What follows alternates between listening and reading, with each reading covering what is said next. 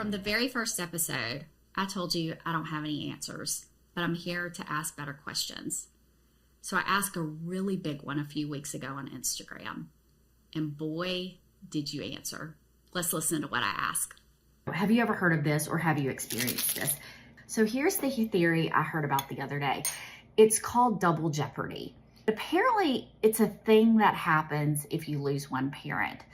And it's double jeopardy because you lose one parent to death, but then the parent who has survived becomes no longer available. So it's almost like they die to you too. They become unavailable through the fact that they are so wound up in their grief.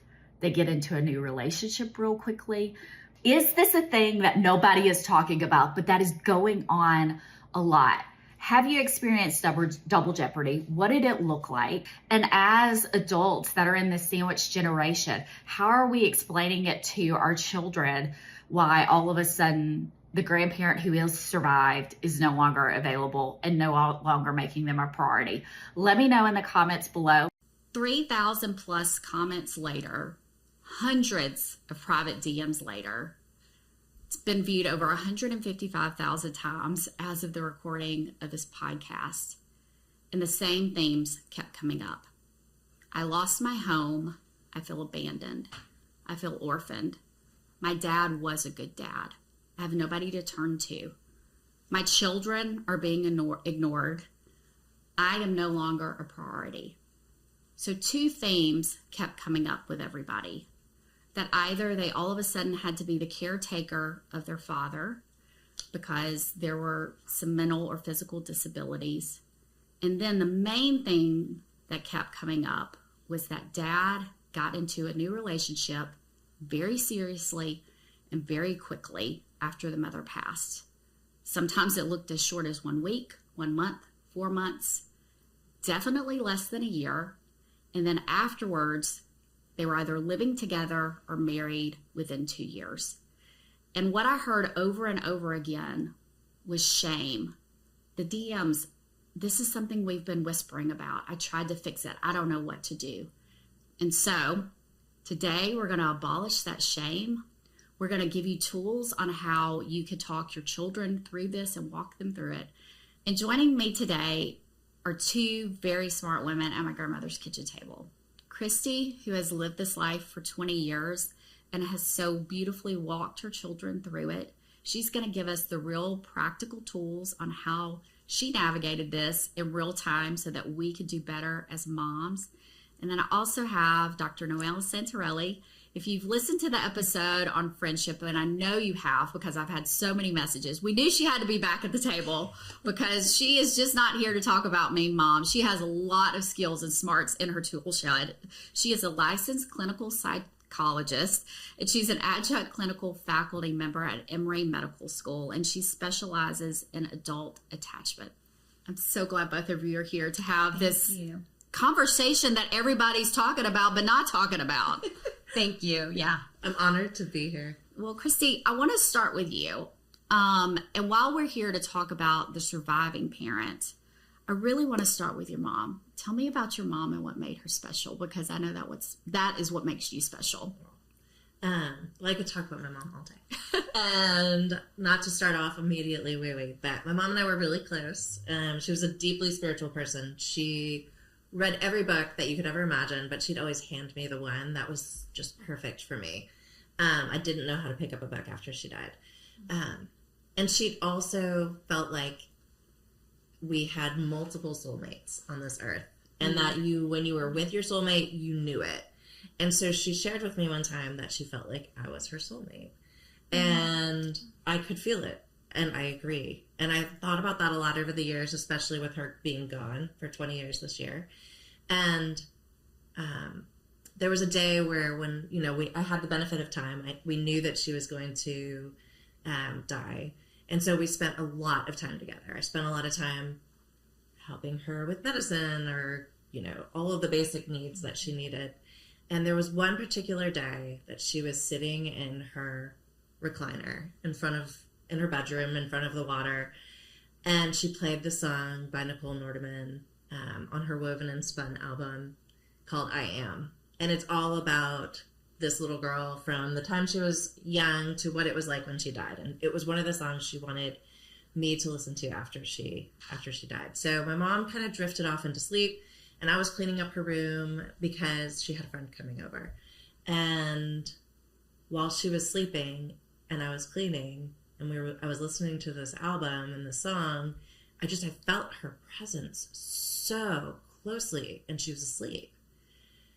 And when she woke up, she looked at me and she was like, I know I was asleep, but I felt you here. Like, I'm just so glad you were in the room with me. We were together.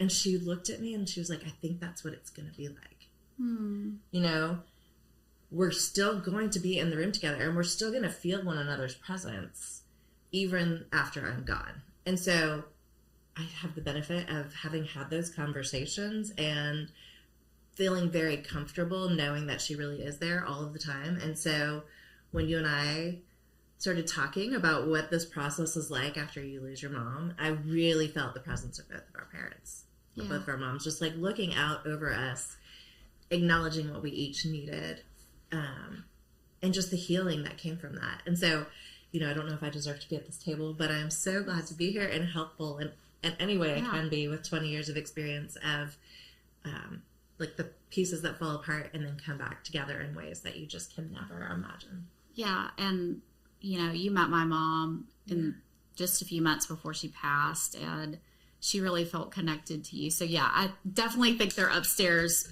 pulling strings and was like, Christy, help Ryan, because she's kind of a hot mess and she needs a smart mom to help her. So this situation that I described as double jeopardy happened to you. So what did it kind of look like, and how did it feel in that time when it first started happening? Yeah, so I think it's probably a very normal thing to have happen, right? Somebody dies and everybody around them is mourning, right? And they're all going through it in their own ways. They're all reaching out for help, but everybody they're reaching out to in a family is also going through the same thing, right? And so we are born into these families. We are told over and over and over again that this family is what's going to sustain you. And it doesn't necessarily feel that way when everybody's going through grief, right? And so I just remember feeling like the ground that I had been standing on my whole life was a trap door, and I fell through it. And I feel like I was falling so hard and so fast that all I wanted to do was get back up to where I had been, where things looked familiar.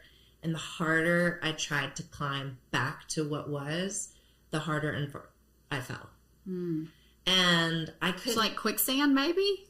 More like Alice in Wonderland. Yeah. You know, like, have you ever seen that scene where she's just falling, and then when she finally hits the ground, everything's upside down? Yeah.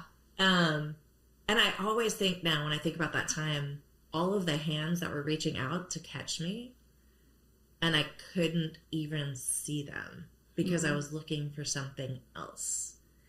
And that something else, 20 years later, I know was never going to happen. It just was never going to happen. And I think it took me longer than most. Like, I'm not going to lie. I needed a math tutor my whole life, and now I'm a CPA. I eventually get it, right? But not at the time, and it takes me When longer. you get it, you're like, you know. I own it. Yeah, you own it. But I owned a lot of grief at the time that I could not climb my way out of. And so, you know, there were so many people there reaching out to help me. And it took me, honestly, 15 to 18. This is 20 years of evolution to kind of be like, hey, let me reach out to you. Like, it doesn't have to take you this long. Let me be your grief tutor. So let's skip some steps. If you're comfortable sharing, how quickly did your father enter into a new relationship after your mom passed? I mean, I think I don't know how quickly it was. I know that everybody had to kind of move on with their lives in different ways, in different relationships. You know, I had the benefit of coming back. Like, my family was in Florida. I had the benefit of coming back to Atlanta and going back into my own life with my husband. We had gotten married right before my mom got sick. And so I know he started dating pretty soon after. He didn't get really serious until my he married my stepmother, who is wonderful. And that was years later. I think 10 years later they got married. Yeah. So at the time you didn't have children. No children. But fast forward, is the stepmother on it part of your life before your children come, or did she come later? And how did you kind of walk your children through this, I guess, disjointed relationship? Dr. Noel's going to have a better word than I just used, I'm sure. So what are some words, like real practical things that you explained? Because your dad, and of course you could correct me if I'm wrong, but I think probably didn't show up in the way that you would ideally script out if you were scripting out your life. And so how did you explain that to your children? So after my mom passed, I was only 29. I didn't have children. And so I was navigating this without kids. My husband had lost his father, and so about 3 or 4 years before that. And so we were familiar with this challenge, right? Of relationship shift and change, and you don't have any idea where they're going to land because everybody's going through the same process and everybody's falling through their own rabbit hole, looking for ways to steady themselves, right? And so I think the biggest thing I had to walk through when I did have kids was really severe depression, because all I wanted was a daughter, and I wanted to name her Mary Grace. And I remember talking to my mom's best friend about the fact that I really just wanted a daughter. That was it. And then I wanted my daughter to have a sister, because my sister and I are super close. And so I just couldn't imagine. And I ended up with 2 girls, which is amazing.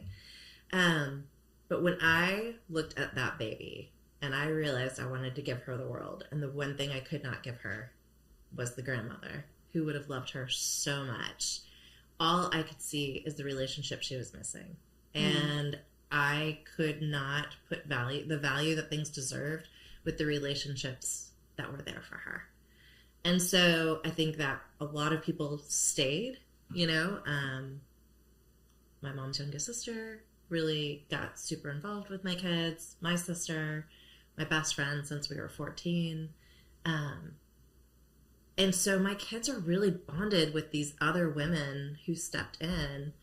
And I think that it was a great opportunity to teach them how to have loving relationships of attachment with other people. My stepmother is wonderful. They live 6 hours away, so we don't get to see them as much.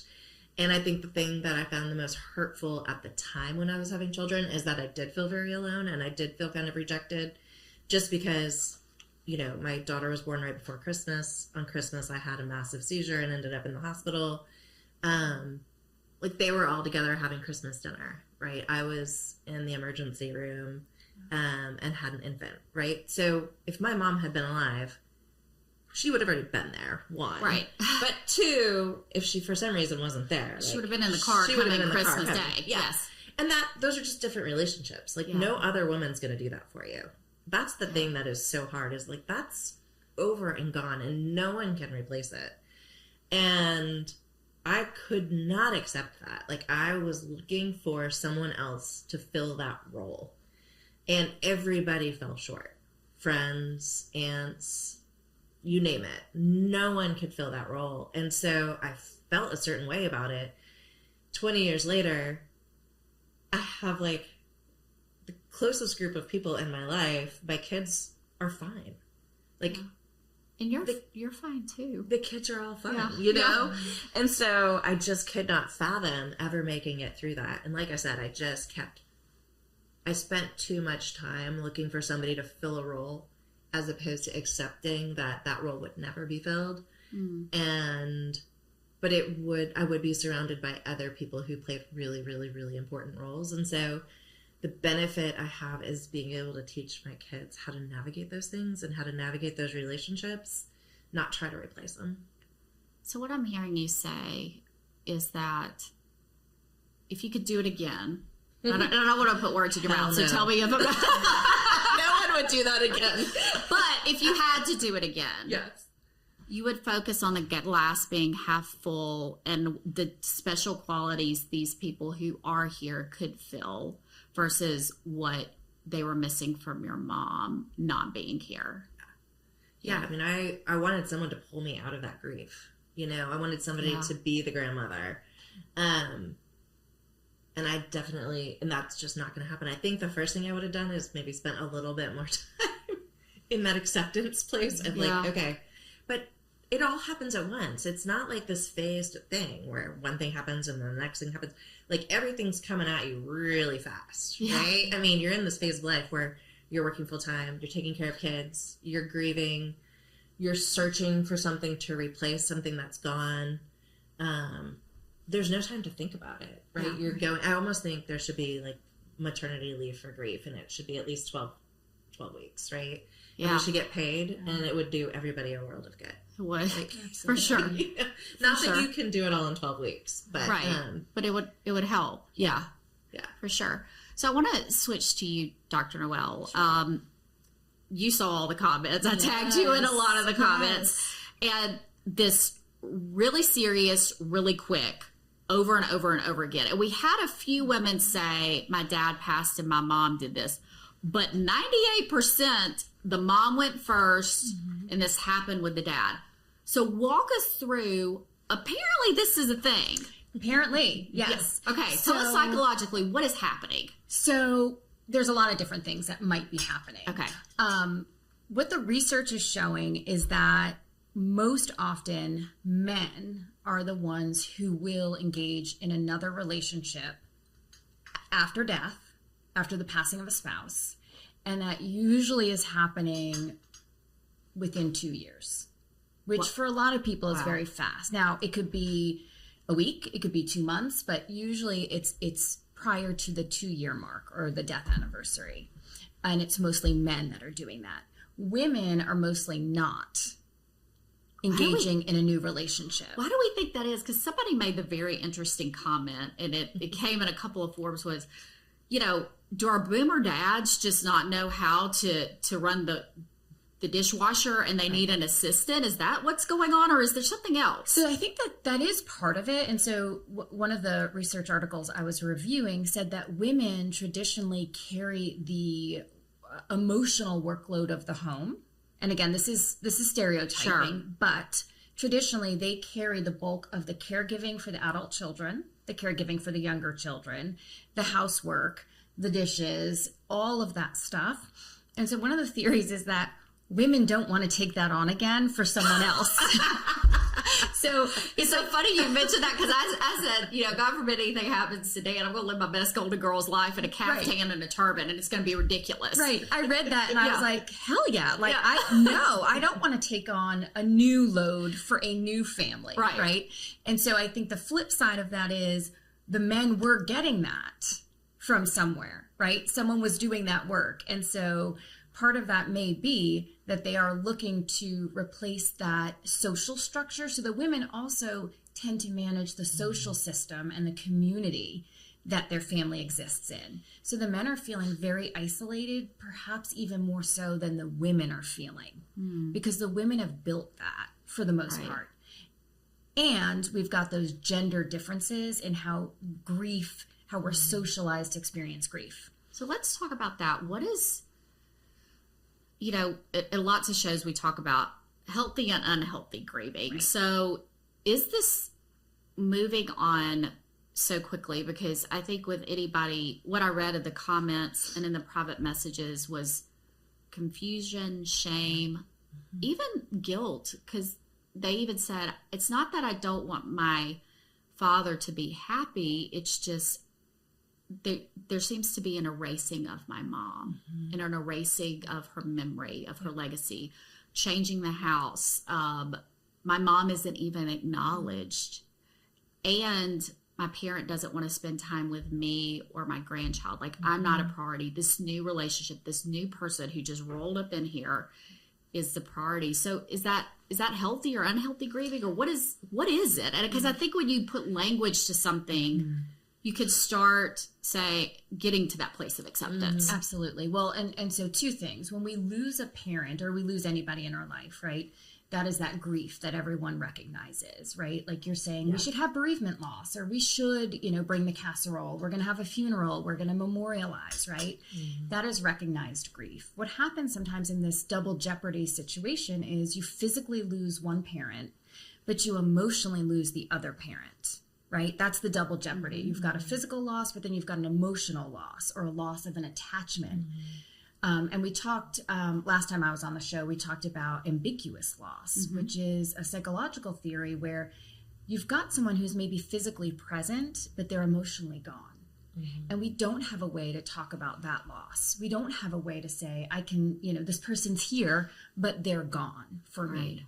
And so one thing is naming it as, I'm having an ambiguous loss, or there's another loss going on here. Yes, I lost my mother, and I also unfortunately lost my father to a new relationship, because that's what it feels like. You feel like you've lost them to another relationship that they are prioritizing, or that is replacing you or replacing the deceased parent. Now, we talk a lot about the stages of grief. I'm sure most of your listeners know the 5 stages, right? Mm-hmm. But there's another model of grief that's not talked about as much in sort of, not pop culture, but openly. And that's the dual process model of bereavement. Tell us about that. Which, when I was researching this, I was like, oh, I love this. But there's 2 phases. Okay. And we're supposed to oscillate between the 2 phases. So the one phase is the loss orientation, which is what we're most familiar with. That's what we think about when we think of grieving. That's when we're going through photo books.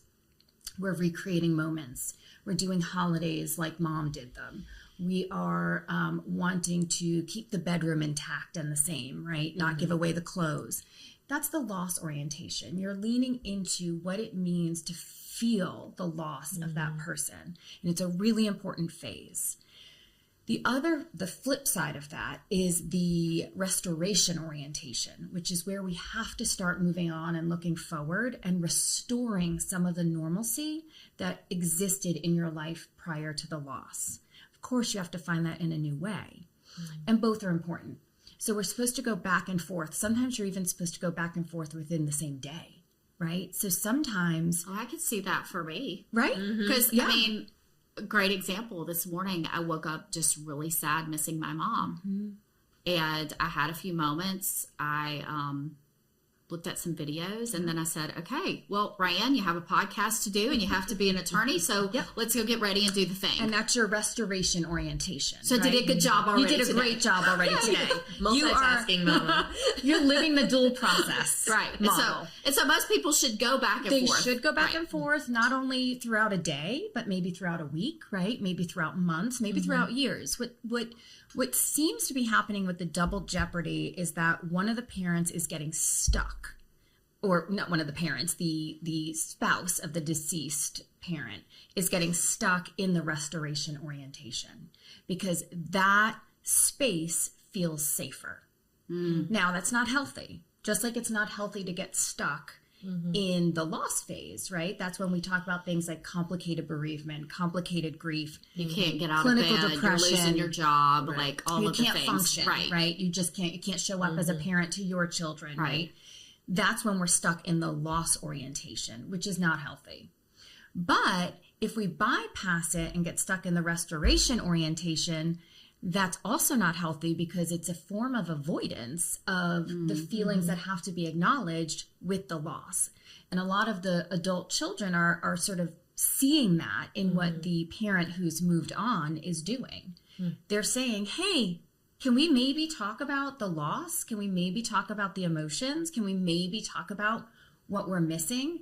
And the parent who's moved on is like, la, la, la, la, la, probably because it's too painful. And that's an explanation, not an excuse. I always say, I'm not excusing this, but I want to explain where I think it might be coming from psychologically.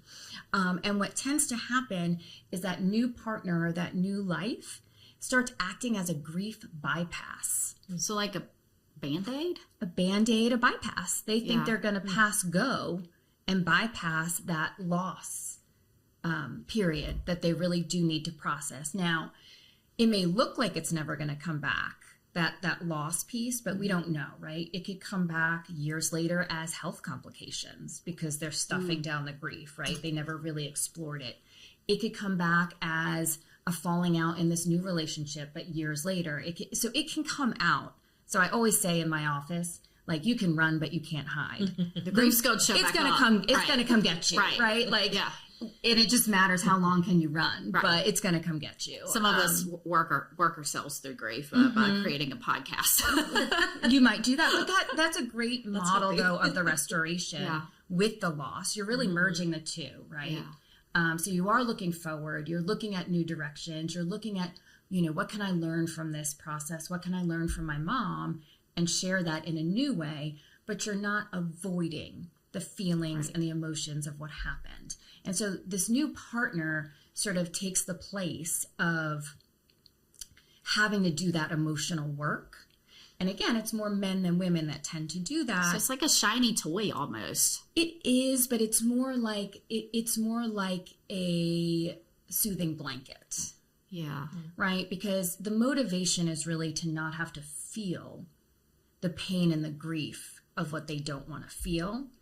And the infrastructure that the deceased parent had brought to their life has also gone. Mm-hmm. Well, and I thought what was so interesting is there wasn't a lot of talk in the comments or in my DMs that they were out dating, trying new people, trying out and figuring out who they are without the mom, but rather serious and exclusive really, really quick. Right. So what would you tell a woman or a son listening and it was mainly dads who were doing this, is doing this, and they feel really abandoned. They're like, I'm scared to go to my parents' home because I don't want to see a toothbrush. I don't want to, I don't know if this person's moved in. I don't know if they're just going to pop by. I don't want to have anything to do with them. So one question that we got a lot is, could you discuss about boundaries? So what would this look like for an adult child? And maybe before we even get to boundaries, answer this. Do we ever, regardless of our age, not need a parent, even though we're, quote, grown, all of us at the table? I think there's always the need for that attachment. Whether it was a healthy attachment or unhealthy attachment, I think that need may get stronger or less strong as you age. You may sort of find a different way to fill those attachment needs through other relationships, maybe even through siblings, through cousins, right? Yeah. But we still all have this inner need to be seen, to belong, to feel loved, right? It's biological in nature. And so when someone else chooses or actively seeks out something that wasn't in your family structure, it feels like they're choosing something over you and like you maybe don't belong anymore. Yeah, so that idea of pain on top of grief that I read so much in the comments. I'm grieving and then there's no deference. Absolutely. And it feels like an abandonment, right? And it is on a lot of levels, right? It's an emotional abandonment. And especially when I think lots of times we can find healing and soothing in our conversations when the parent who's moved on or is in what I like to now say that restoration orientation, they're stuck there. So I like to now think about it as the way that they're grieving, and it just may not be the healthiest way. When it's an elephant in the room, that's when it's particularly problematic. So when people won't talk about it, or one of the parties is not open to talking about it, that's when people really start to feel the pain. Because then you start to feel like you're being gaslit. You're like, are you not seeing how this is impacting me and my children and my, right? Right. So when there can be conversations about, I don't feel comfortable with so-and-so, it's not that I don't want you to be happy. It's that I'm in a different stage of grief than you are. Right? Because a lot of people don't share because they're afraid that they're seen as being selfish, or they have shame that their grief isn't moving as quickly as the parents who seems to be moving on. So lots of times I think if we can be open and honest about what we're feeling, and it's okay to disagree, right? And I like the idea of saying, I'm in a very different stage of grief than you are. The stage you're in makes me actually uncomfortable. So then how do you navigate that? Is it okay if I ask? Please. I think this is just fascinating because now I can look back on, like, I have a 20-year look back that you don't have, right? So in all of that, right? So everyone's going to be in a different stage of grief. Like people's stages of grief are never going to line up, even 20 years later. So when you're sitting in a situation and someone's grief stage doesn't make you comfortable, and it's Christmas Day, right? Or some of these high pressure situations, somebody's birthday, you name it. Like, how do you navigate that? Because you already feel like abandoned, right? And alone, and that shame thing is a real thing.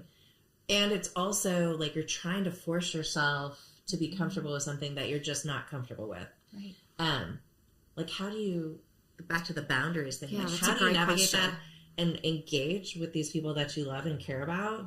And on the flip side, what if you don't want to engage? You might not want to, right? You might not want to. I mean, Oprah did a whole episode on being estranged from your parents, and I can't help but wonder, based on our comments, are there just some daughters and sons it's like, Dad, I'm not down for your new shenanigans, right you know? And I think context matters a lot. Sure. So I think it's going to depend on a lot of things. So you having a big Christmas, let's say, with the parent and the new partner, do you invite them and tolerate them? Do you invite them because it's going to be beneficial for your children, for the grandchildren? Right.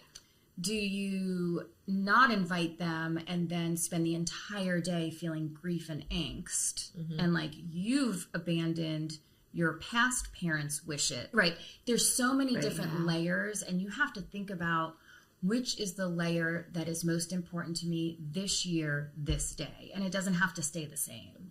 Right? You can change over time. I love that. Not projecting and thinking too far in the future. Like, what do I need in this moment? In this moment, in this year, what do my children need? Do they need their grandfather to show up, even if I have to roll my eyes and choke back tears because I can't stand seeing this new woman in the home? Or do we negotiate and navigate the situation and say, Dad, I really want you to come for Christmas. Can you come and spend the morning by yourself?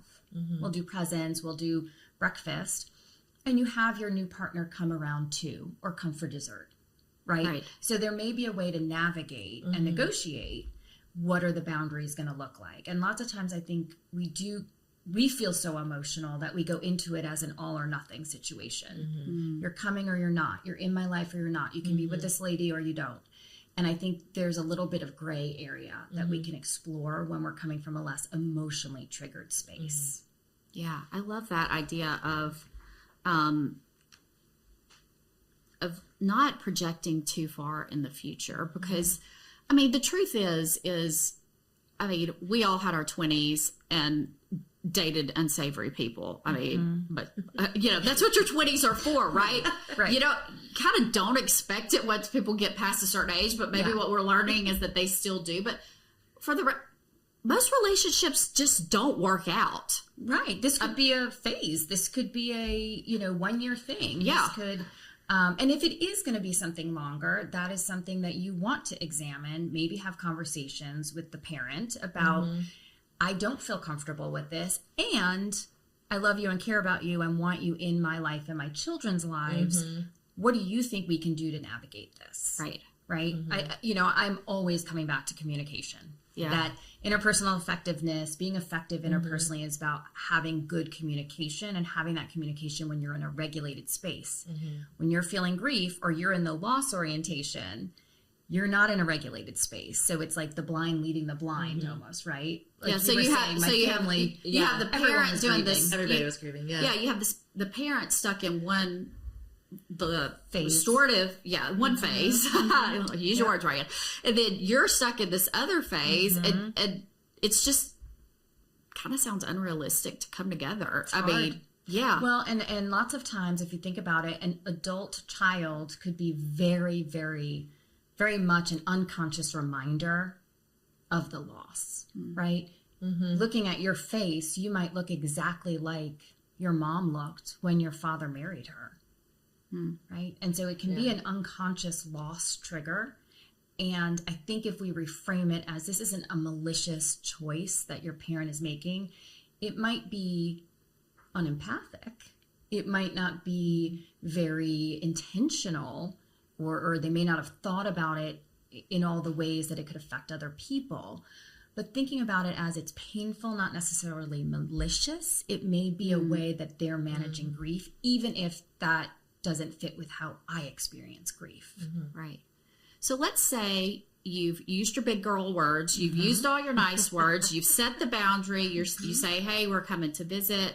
I want to just spend time with you. I don't want Susie Q dropping by. Right. But Susie Q actually is living her best life and she don't care. And so she drops by. How do you, or that like the boundary is not being respected? How does that work? And how do you kind of readjust? And, you know, what we saw in the comments over and over again is, what about the children? So how do we explain grandpa's children? And like, let's look at some different age groups. So we've got the toddlers, then we have the elementary school kids, and then we have the kids that are older. What is some language, because I love giving people language on this show, that they could use to help their children understand, especially when a boundary is not being respected by, whether it's, you know, the catalyst is the new love interest or the actual family member who you would hope would act better. Right. And I mean, one thing, and I always look at both sides of a relationship, right? And which can be annoying because sometimes you want to just hear like, they're bad people and they're doing bad things, or like I'm justified in how I'm reacting and how I'm responding. But one of the things I would encourage listeners to ask themselves also is, what is my issue with Susie Q? Right. Right? Like, what is it? Is that coming from a place of me being more in the loss orientation, which is fine, but like, am I afraid Susie Q is replacing my mom? Am I not honoring the other person's way of grieving? Do I need to be more open-minded? I think that is a question. It's a hard question, but we might have to ask ourselves. Do I feel disloyal if I'm nice to Susie Q? Am I disloyal to my deceased mom if I accept Susie Q? Like asking yourself, what am I afraid of? Yeah. And why do I need this boundary? And what do I need this boundary to look like? How long do I maybe need this boundary? Yeah. Right. So I think that's one big thing to think about when you're going into, you know, having a very big difference of opinion in how someone should move on after loss. When it comes to, I know a lot of the comments on the reel were, grandpa's just like pieced out. Like, he like living his best life, taking all the trips. Like we are definitely not, we are an afterthought and just a box that's checked. Not even like, grandpa wants to be involved, but wants to bring Susie Q. I saw a lot that is like, grandpa doesn't even want to be involved. Yeah. Right.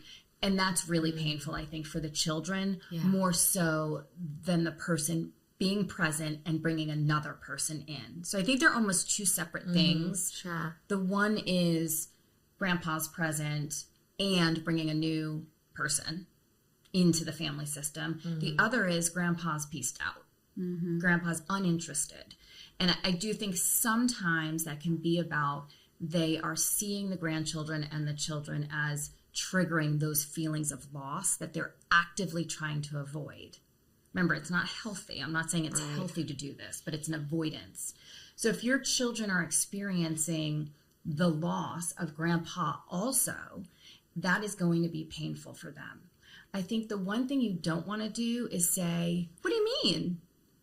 Grandpa's around to continue and perpetrate, or let me stop.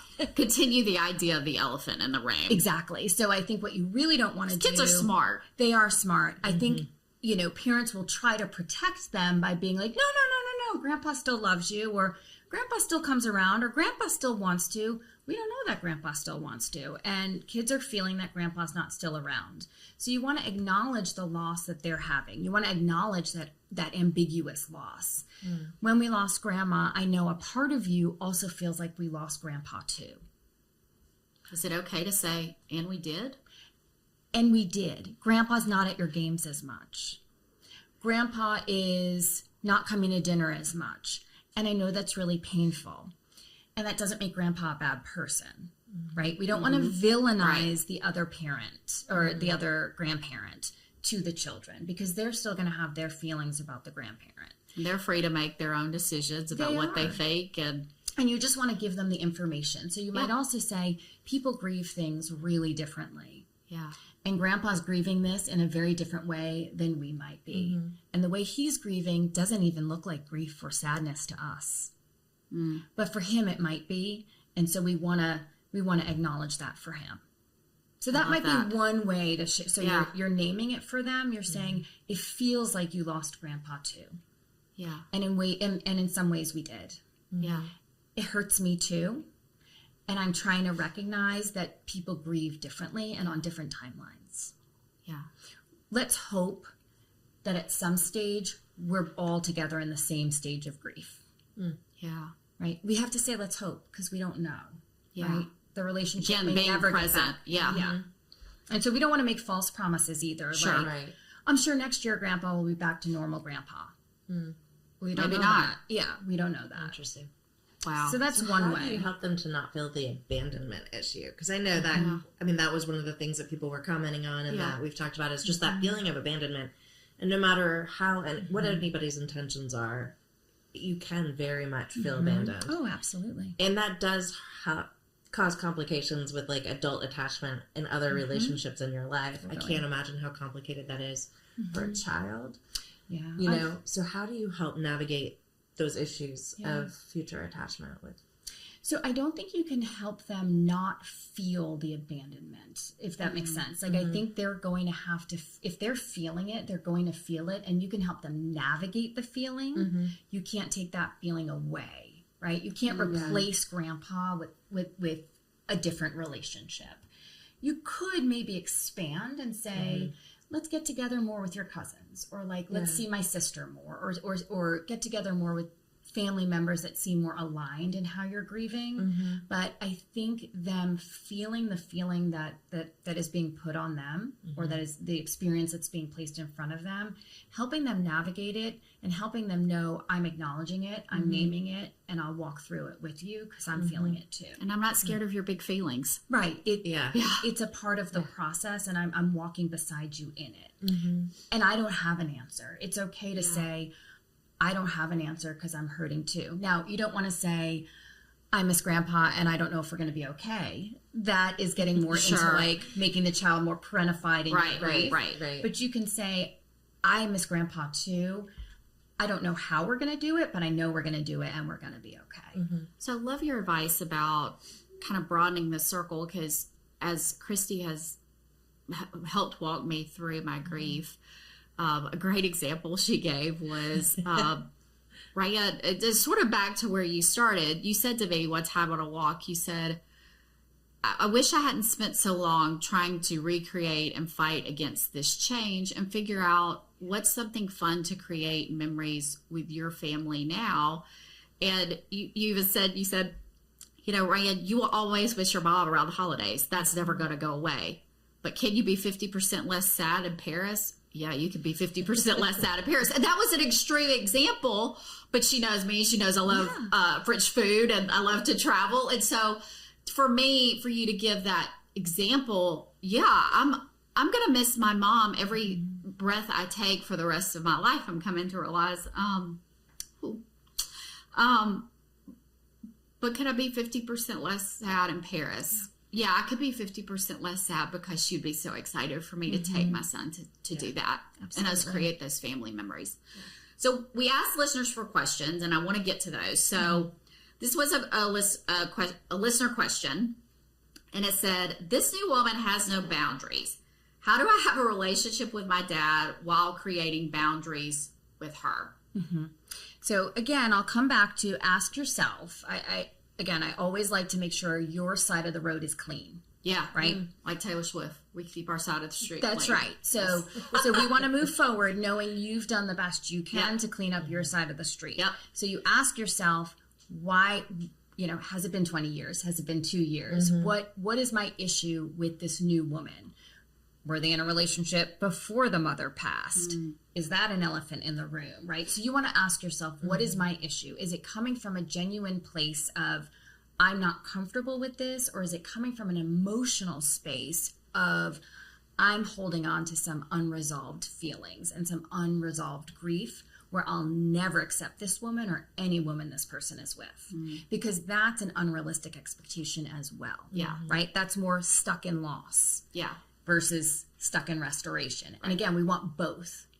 So restoration could look like, I'm not crazy about this person, but I want you to still be happy. And it might look like, I think this person is interested in you for the wrong reasons. I think this person is looking for an already built-in life that she's going to step into, and it's moving too fast. That's a very valid concern. Or this woman has rearranged my mother's dining room, and it's only been 18 months, and I'm not okay with that, right? Those are some genuine, I don't think that's an emotional reaction. That is a value-based reaction, right?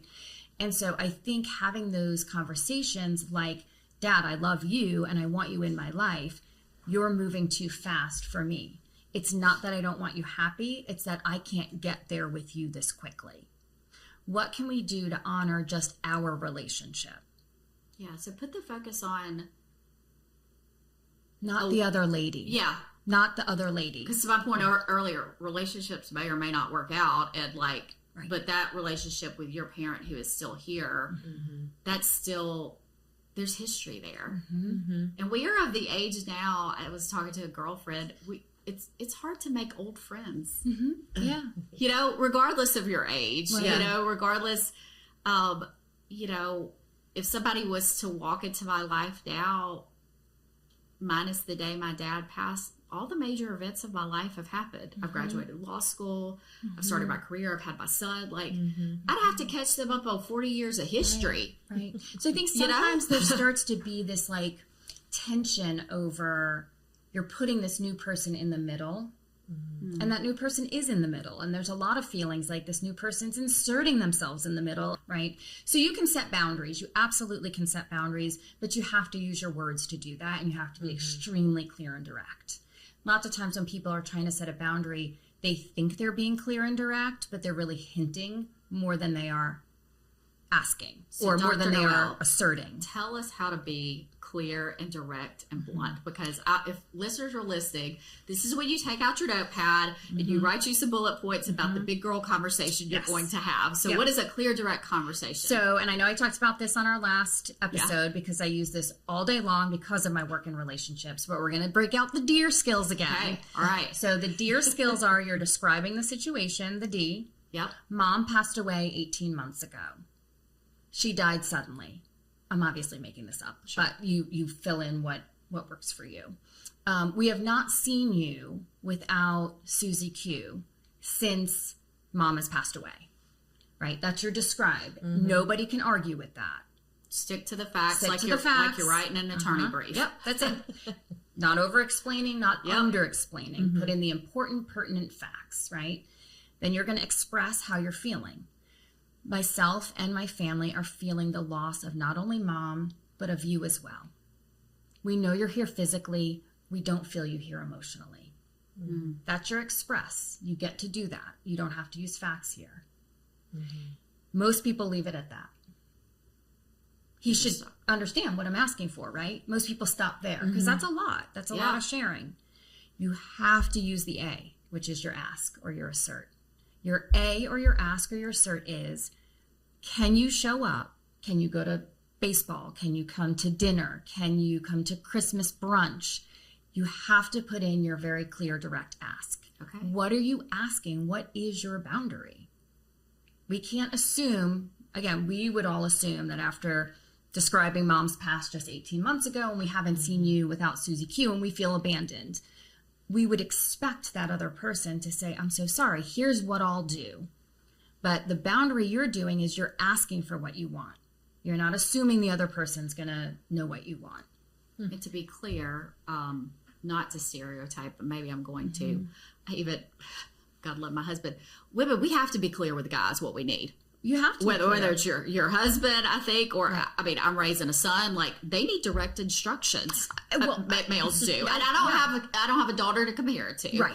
But my girlfriends, you know, we can say one word to each other, and we're like, "Girl, I got you." Right. Like, what, you know? And so I think there's a gender difference there too. That why the ask can be is so important in this situation. Right. And not only gender, I oftentimes think it's an intuition or an empathy difference. Oh, yeah. Right? More so than a gender. So, like, I can be talking to someone who matches me, like, in terms of like empathy and sort of intuition. And I don't have to say all the things I need. They just know. Yeah. But not everybody's built like that. Yeah. And then the reinforce, the R, is why. Why should your father do this for you? What's in it for him? So what's in it for him? I really think it could help us all heal better from losing mom. Or I really think it could help keep what we have more intact. Yeah. Or it would really mean a lot to my children. Right? Yeah. So that's a very clear and uncomfortable conversation to have. It feels more uncomfortable than it will read in person. And then you look at patterns. So then you look at, okay, is this an instance? Was this an instance? Was this one school recital where Grandpa brought Susie Q? Was this one baseball game he missed? Or was this every single thing? And even though I'm using my dear skills and I'm being direct and I'm being assertive and I'm asking very specifically for what I want, and I'm recognizing if I'm being emotional about it or if I'm being values-based, values-driven about this, then you start to look at patterns, and then you get to start making the big decisions you might have to make. Yeah. Right? Okay. If you're asking very clearly and directly and someone is not willing to negotiate or meet you somewhere, that's information for you. Yeah. To decide what that looks like going forward. And not forever, but maybe just for right now. A season. Or, this is what this looks like. Yeah. This has been so helpful. Christy, you and I also share the fact that both of our moms were poets, and I know that your mom wrote you a poem, and I would love if you want to share it, because you told me that you thought it would be so applicable to our conversation we're having here. So I would love for you to share it. I will share it, and I will also share some funny thoughts about it. I'm gonna have to read it. Yeah, no, it's totally fine. Even That's though it totally hangs fine. right next to my bed. So we had the benefit of knowing that she was gonna pass away. She was a poet, and so she really started writing a lot. Like, I remember the night where she processed what was about to happen to her. And the next day, I think she spent the next month writing, because most of these are dated August, and she died in October. So she did a lot of writing, but this one is called Heaven's Gate. And she said, "I'm sowing seeds along the way, so when I watch from heaven's gate, I will see myriads of flowers are blooming for you. May they encourage you, strengthen you, brighten your day. I sow them today from my overflowing storehouse of love for you. I know that God in God's time will water and fertilize with tender loving care. Pause, be still, bask in the beauty of such love. It is God who calls you close, yearns to draw you near, will walk the path with you. Embraced and loved all of your days, I will smile from heaven's gate." So it's beautiful, and I've just got to tell you how many times I read it and was like, am I allowed to cuss on this? Yes, absolutely. Bullshit. There are no flowers blooming for me. This is the hardest thing ever, and all I felt was the fertilizer. So I can read it now and I see it, but there were so many times where I was like, I don't want you smiling from heaven's gate. Like, all that love that you're talking about basking in, I want to bask in it for the rest of my life. I want my kids to bask in this. And so, I really do. The benefit of time, time is not your friend in those beginning years, because they're so hard to get through. I do bask in that love now every day. It's just like we're listening to that song and she is in her recliner and we feel each other's presence. My physical being wants her physical being here, but that spiritual connection is still very much there. And so I have to laugh, because I really read that poem very angrily so many times. Sure. And it's not until so many years later that I do. I see it. And I feel like one of the things that we bonded over was just these being at different stages of this grief and this process, and having lived experiences that you don't have yet. And just tools for navigating, practical tools. I did not have somebody like you who was I've been to a lot of therapists. I've never heard the dear. They're all helpful, but I don't know that anybody has ever really truly articulated it that way. And gosh, where were you 20 years ago? I think in college. Yeah, I was about to say you were probably. But just inviting you to kind of sow those seeds with me sooner, right? Yeah.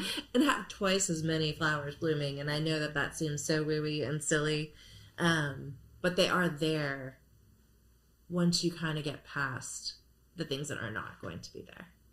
And I just don't think that one can happen fully before the other one. You know, I think that that's the part that's so hard. It's so interesting that you chose that poem, because I think that's the theme of this episode is, like, notice the flowers, notice the things that are there. Yeah. Quit focusing on the bullshit or whatever sideshow situation is happening. Right. If you need to expand your circle and add more people in so that your child still feels loved and supported, that's a flower to notice. And, you know, that acceptance will come with time, that there's nobody who's going to replace Sharon. But there's a lot of people who can love my family well. Yeah. And it never stops hurting. Right. Never stops hurting. And you never stop hoping to be chosen. And I don't know that I'll ever stop struggling with the whole attachment, abandonment issues. I think that's just part of it. But what a miracle that my friend, since I was 14 years old, comes to all of my kids' stuff. That's amazing. She and her husband sat through a dance recital that had 49 pieces in it. Oh, my. And he had a back injury. And they Ubered all the way across town. Oh, my gosh. For like 3 hours watching girls dance to these, like, a lot of lyrical, you know, just 49 pieces. Well, 49. I mean, in the first episode Dr. Noel and I did together, we talk about is there such thing as a best friends forever? And Dr. Noel said we can hope, but it's not realistic. That's a unicorn. You have a unicorn. I do have a unicorn. I have a unicorn of a sister too. Yeah. So I mean, wow. So leaning into those.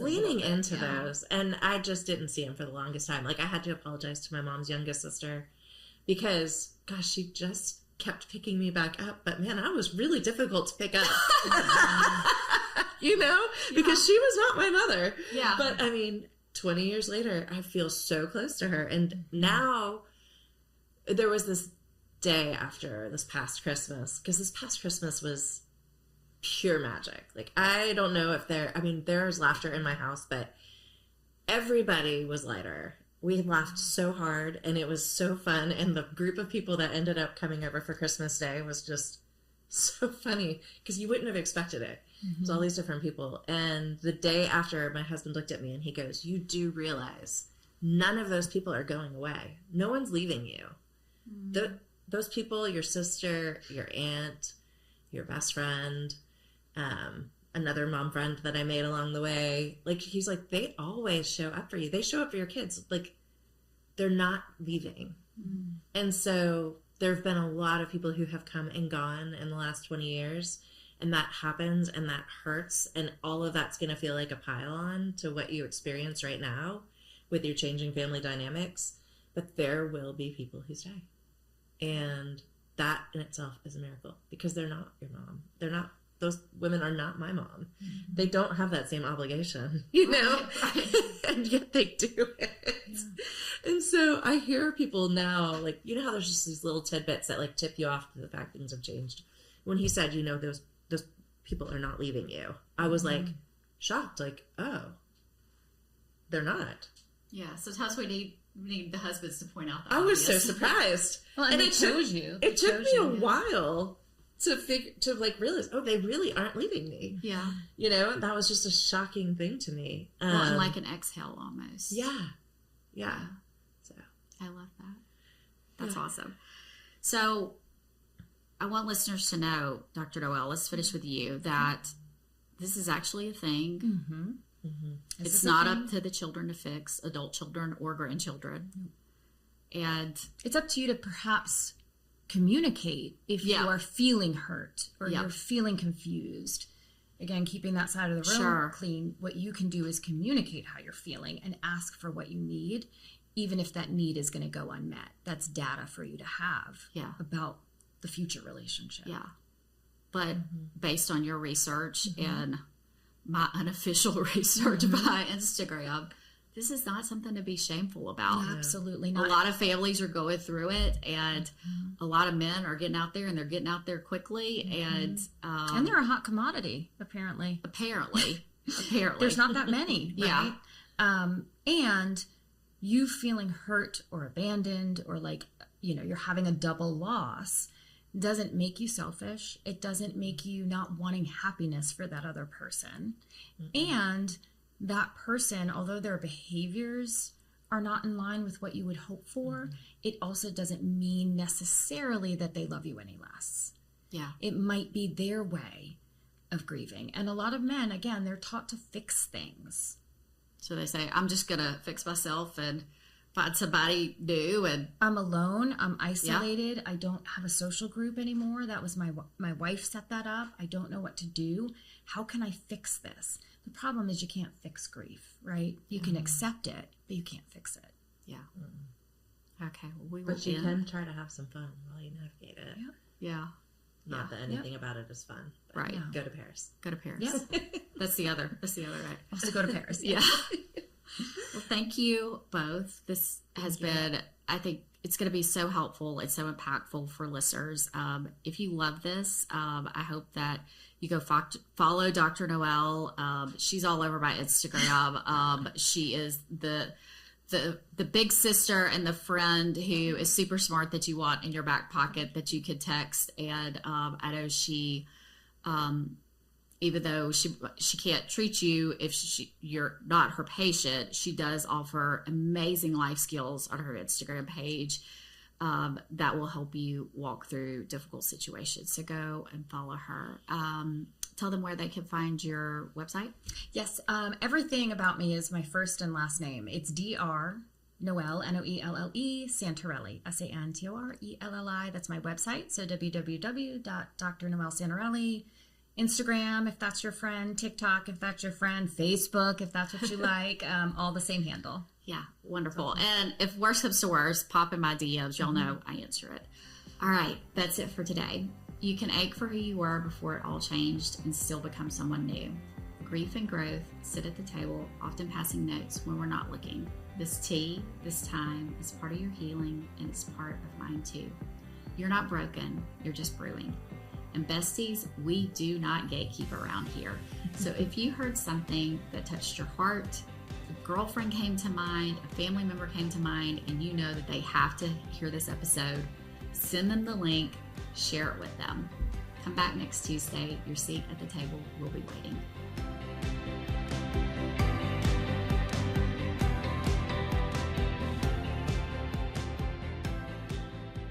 Follow along on Instagram at How Do I Do This Pod and on YouTube at How Do I Do This Pod.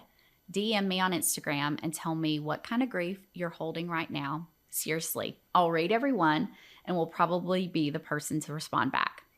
Tell me what you have tried that you think might help me. I'm open to trying anything that's not illegal. Your story might find its way into one of our future episodes.